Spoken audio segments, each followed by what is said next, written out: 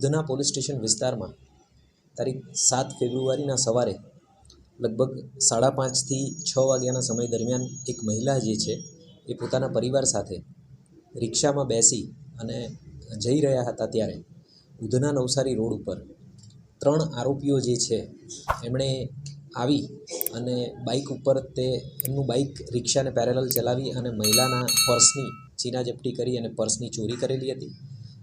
આ જે ગુનો છે એ 12 ફેબ્રુઆરીના રોજ દાખલ કરવામાં આવ્યો અને ત્યારબાદ સર્વેલન્સ સ્ટાફે સીસીટીવી કેમેરાઝ અને બાતમીદારો મારફતે માહિતી મેળવી અને આ જે 3 આરોપીઓ છે એમને 13મી તારીખે અરેસ્ટ કરેલા છે અને મુદ્દામાલની રિકવરી કરેલી છે। આ જે મુખ્ય 3 આરોપીઓ છે એ અશફાક ઉર્ફે માયા ઉર્ફે કાલિયા, બીજા તૌફિક ઇબ્રાહિમ શાહ, ત્રીજા મોઇન ઉર્ફે બોબડા ઉર્ફે પેરા। આ 3 આરોપીઓ જે છે એ આ સ્નેચિંગની પ્રવૃત્તિ કરતા હતા અને આ માટે જે ચોથો આરોપી જે છે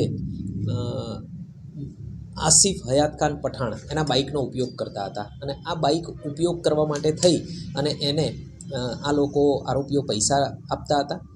આ ગુનો ડિટેક્ટ કરી લેવામાં આવ્યો છે। આ પૈકીના જે મુખ્ય 3 આરોપીઓ છે એમાંથી અશફાકની સામે 14 જેટલા ગુના દાખલ થયેલા છે, જેમાં મોટાભાગના સ્નેચિંગના ગુના છે।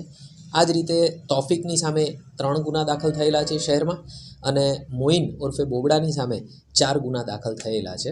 હાલે આરોપીઓ રિમાન્ડ હેઠળ છે અને એમની વધારે પૂછપરછ ચાલુમાં છે।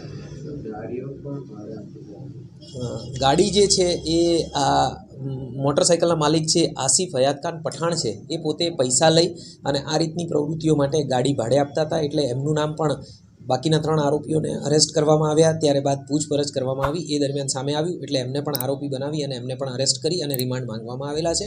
હાલમાં વધારે પૂછપરછ એમની પણ ચાલુ છે।